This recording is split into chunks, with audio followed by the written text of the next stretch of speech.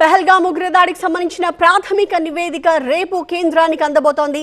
90 మంది over ground వర్కర్లపై ఇప్పటికే కేసులు నమోదయ్యాయి. అలాగే 3000 మందిని ఎన్ఐఏ అధికారులు విచారించారు. 100కు పైగా ప్రాంతాల్లో బలగాలు సోదాలు కూడా నిర్వహించాయి. ఆ నివేదిక మొత్తాన్ని కూడా రేపు హోంశాఖకి ఎన్ఐఏ డీజీ సమర్పించబోతున్నారు.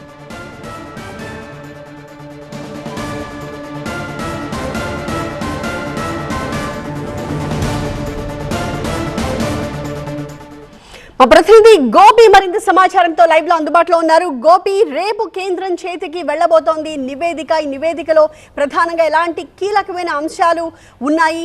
దానికి సంబంధించి అధికారుల నుంచి ఏమైనా ఇన్ఫర్మేషన్ వస్తోందా?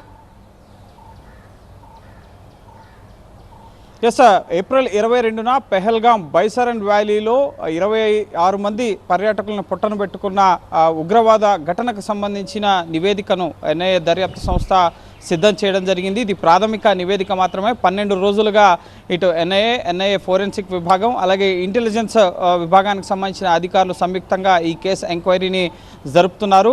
2 రోజుల పాటు ఎన్ఐఏ డీజీ సదానంద్ కూడా కాశ్మీర్ శ్రీనగర్ వెళ్ళి అక్కడ బైసన్ వ్యాలీలో పర్యటించి అక్కడ భద్రతా పరిస్థితులు అలాగే తదుపరి ఇటువంటి ఉగ్రదాడులు జరగకుండా తీసుకోవాల్సిన చర్యలు వీటన్నిటిపైన సమీక్షించారు. దర్యాప్తును కూడా దగ్గరుండి పర్యవేక్షించిన పరిస్థితి. 45 మంది అధికారుల బృందం ఈ కేసును ఎంక్వైరీ చేస్తోంది. ఇక రేపు కేంద్ర హోంశాఖకి ఈ దర్యాప్తు ప్రాథమిక నివేదిక చేరబోతోంది. ఇప్పటికే 90 మంది ఓవర్ గ్రౌండ్ వర్కర్స్ పైన యూఏపీఏ కింద పబ్లిక్ సేఫ్టీ యాక్ట్ కింద కేసులు నమోదు చేయడం జరిగింది. 100కు పైగా ప్రాంతాల్లో సోదాలు నిర్వహించారు. గతంలో లష్కరే తోయిబా అలాగే ఈ ఉగ్ర ఘటనకు సంబంధించి లష్కరే తోయిబా అలాగే ఐఎస్ఐ ఇటు ఓవర్ గ్రౌండ్ వర్కర్స్ ఎవరైతే ఉన్నారో వారి పాత్ర ఉన్నట్లుగా ప్రాథమికంగా తేల్చడం జరిగింది. అందులో భాగంగా పూంచ్ రజౌరి ఇటు సైనిక వాహన కాన్వాయ్పై జరిగిన ఉగ్రదాడితో సంబంధాలున్న ఓవర్ గ్రౌండ్ వర్కర్స్ని కూడా ప్రస్తుతం ఎన్ఐఏ విచారిస్తోంది. ఎంక్వైరీ ఒక పక్క కొనసాగుతూనే ప్రాథమిక నివేదిక 12 రోజులు కావస్తుంది కాబట్టి అక్కడ ఎంక్వైరీలో ఎటువంటి విషయాలు తెలిసాయి వీటన్నిటికి సంబంధించి కూడా కేంద్ర హోంశాఖకి ఎన్ఐఏ డీజీ నివేదికను అందజేయబోతున్నారు. ఇప్పటి వరకు 3000 మందిని ఈ కేసులో ప్రశ్నించడం జరిగింది.